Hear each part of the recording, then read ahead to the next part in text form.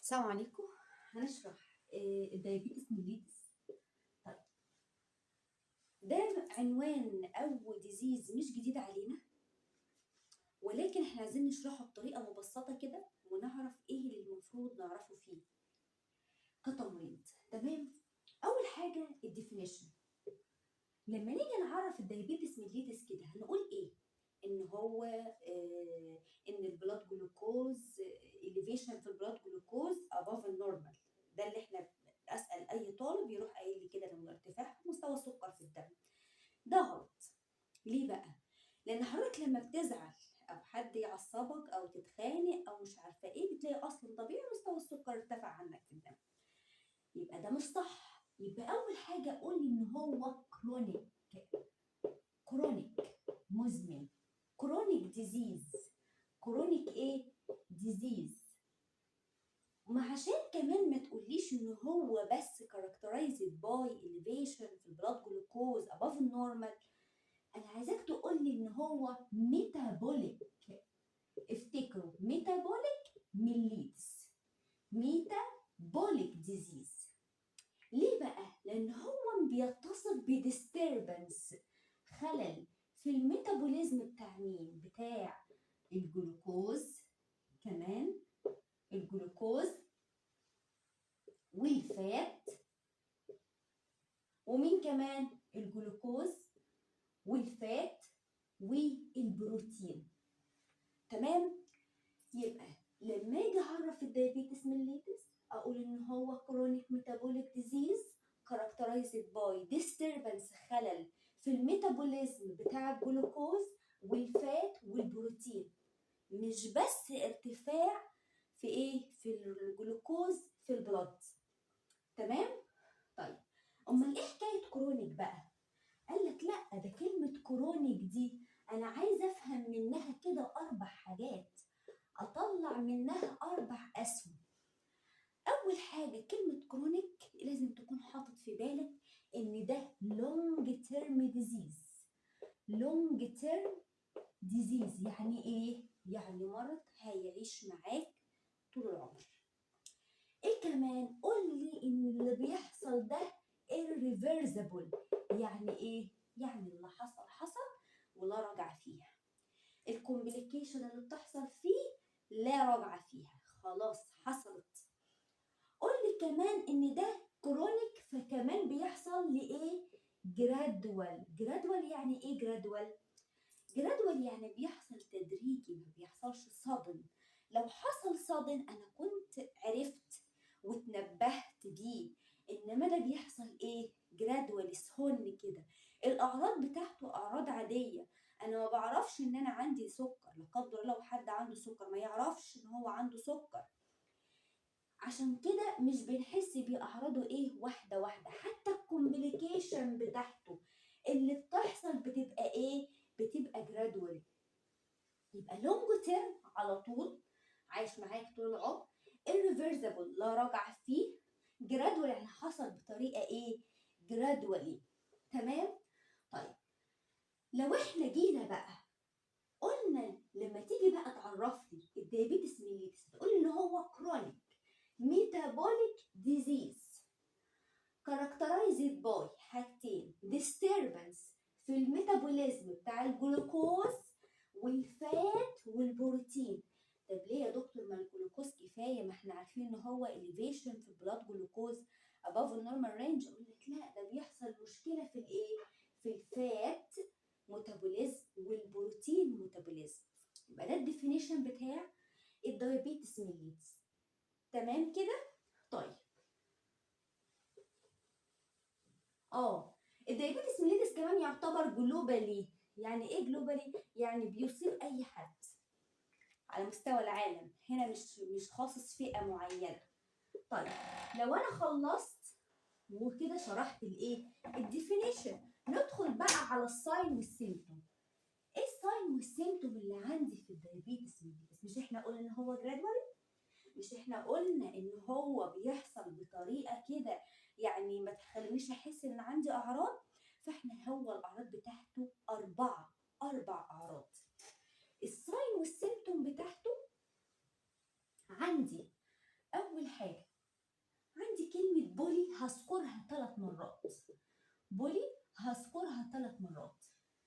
ادي مره وادي التانيه وادي التالته. انا هقول حاجتين، بولي وهقول ويت لوس، بيفقد الوزن. والبولي دي بولي ايه؟ بوليوريا يعني بيعمل حمام كتير. بولي ايه كمان؟ بوليدابسيا بيعطش كتير. ايه كمان؟ بوليفاجيا يعني بيجوع وياكل كتير. وويت في اللص. طب ليه بقى؟ ليه الاعراض دي بتحصل؟ واحده واحده كده.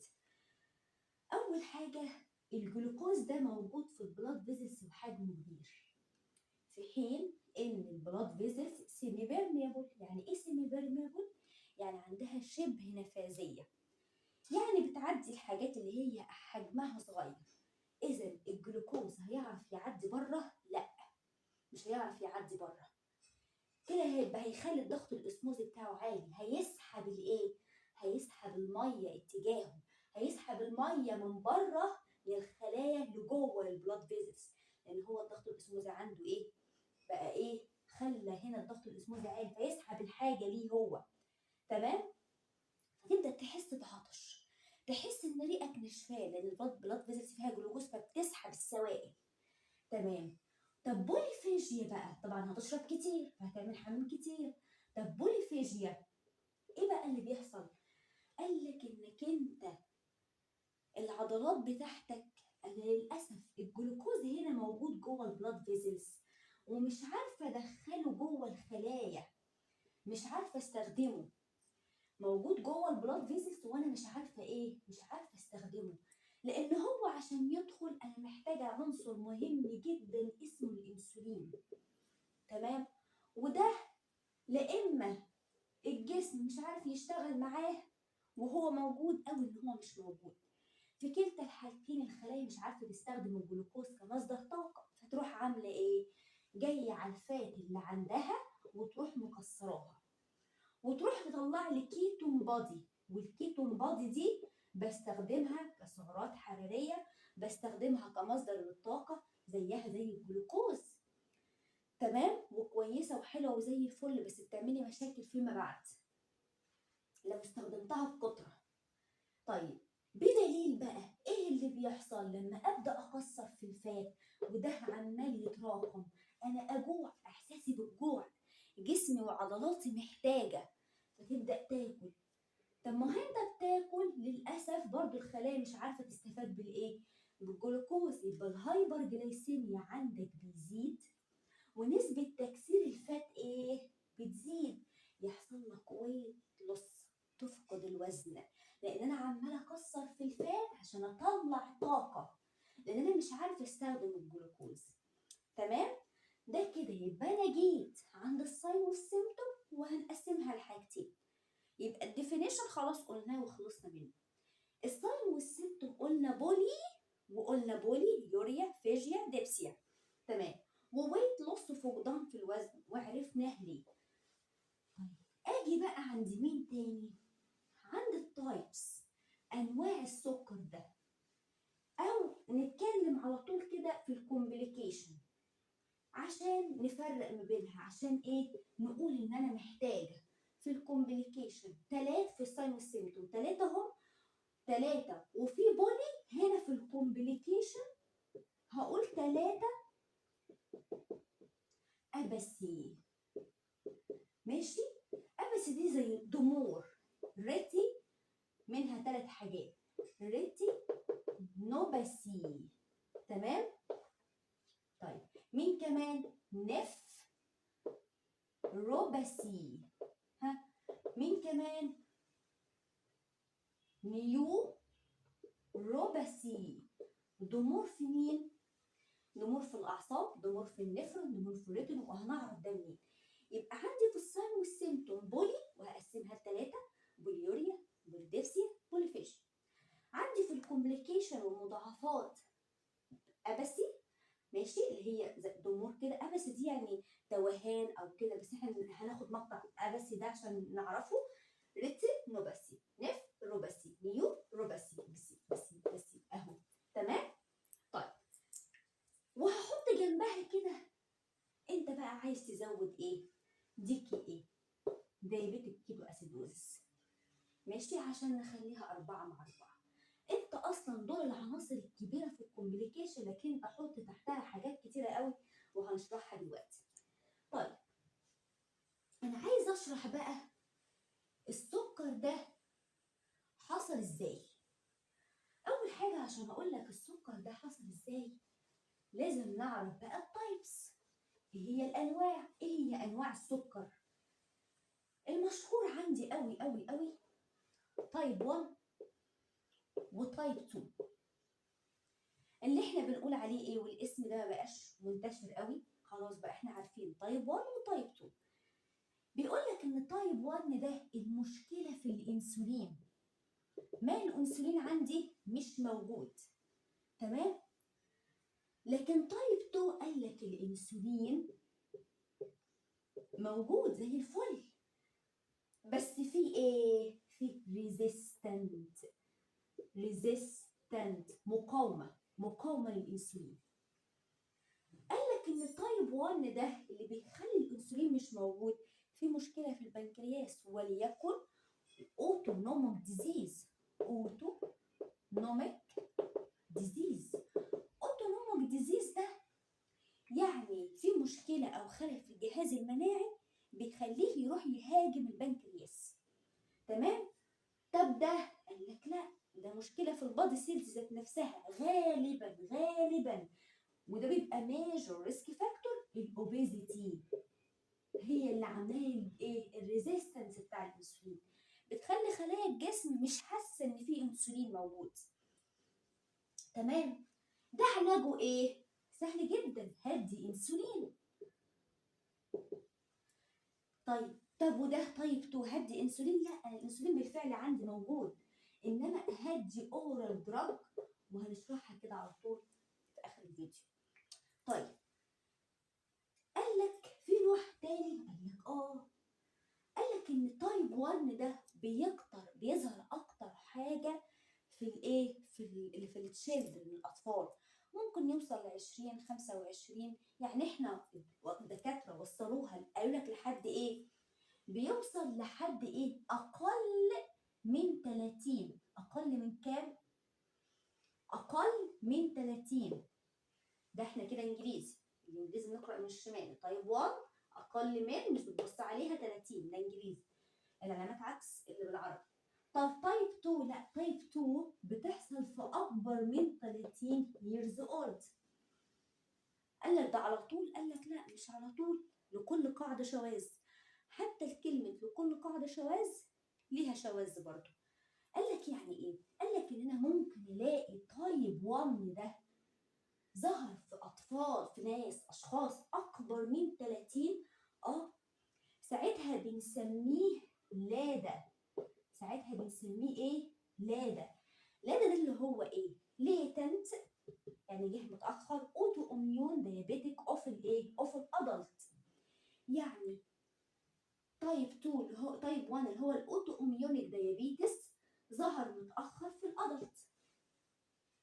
طب وتايب 2 ده ممكن الاقيه ظهر في الاطفال؟ قال لك او اللي اصغر من 30، قال لك وساعتها بنسميه ايه، مودي. ومودي ده اللي هي ايه، ماتيوريتي اللي هو ايه بقى، حصل ايه، حصل بدري، المفروض يظهر بعد 30 بس هو حصل ايه، بدري. اوف الديابيتس يونج، يعني حصل الديابيتس ده حصل في الناس اللي هو الايه، اوف اليونج، حصل للناس اللي هم عندهم اقل من 30 سنه، يبقى ده بسميه مودي وده بسميه لادا. طيب هنا انا شرحت بسرعه كده الايه، التايبس. في نوع تاني قال لك في حاجه اسمها جستيشنال دايابيتس، وده سكر حمل، بيظهر بسبب ان البلاسينتا بتطلع هرمونات بتتخانق في الانسولين وتعمل انسولين ريزيستنت، وده بيظهر في الشهر الرابع بعد تكوين البلاسينتا عامه، ماشي، في اواخر الرابع في اول الخامس وهكذا. وده المفروض الام من لها ما تقلقش منه، وبعد كده بيتعالج مفيش اي مشكله.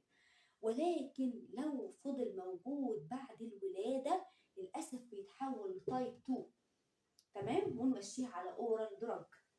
طيب هنا يبقى احنا شرحنا الديفينيشن، شرحنا التايبس، ومن ضمن التايبس قلنا الكوزس. تمام. نيجي نشرح بقى كده ايه بسرعه. انا عايز اعرف المرض ده بيحصل ازاي، عايز اعرف الكومبليكيشن اللي حصلت دي حصلت ازاي، وعايز اشخص المرض ده. اول حاجه احنا اتفقنا ان البلاد فيزلز بتاعتي فيها هايبر جلايسيميا، جلوكوز عالي. وقلنا ان البلاد فيزلز سيمي بيرميبل، يعني عندها شبه نفاذيه، يعني الحاجات الصغيره تطلع لكن الحاجات الكبيره ما تعرفش تطلع. يعني الجلوكوز هنا عمال يسحب لي الحاجات اتجاهه لان هو مش عارف يطلع. طيب حضرتك بتاكل، عمال تاكل ان انت عندك بوليفيجيا، وبتحصل لك ويت لوس مع الاكل ده، وممكن ما تاخدش بالك ان الاعراض دي مجرد اعراض عاديه وانت ما تحسش بيها. ممكن تربط جوعك بالمجهود، خسسانك بتشتتك، او في مجهود بتعمله، امتحانات عليك مش عارفه ايه، فممكن ما تبقاش واخد بالك. ليه بقى؟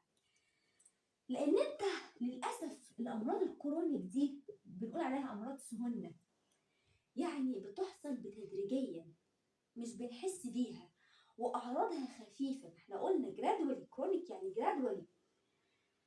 الهايبر جلايسيميا دي يعني زياده فين؟ في الجلوكوز above النورمال رينج، وهنقوله في الدايجنوزس. قال لك ان المخ محتاج ايه عشان يشتغل؟ محتاج جلوكوز وده موجود بوفره، ومحتاج اكسجين.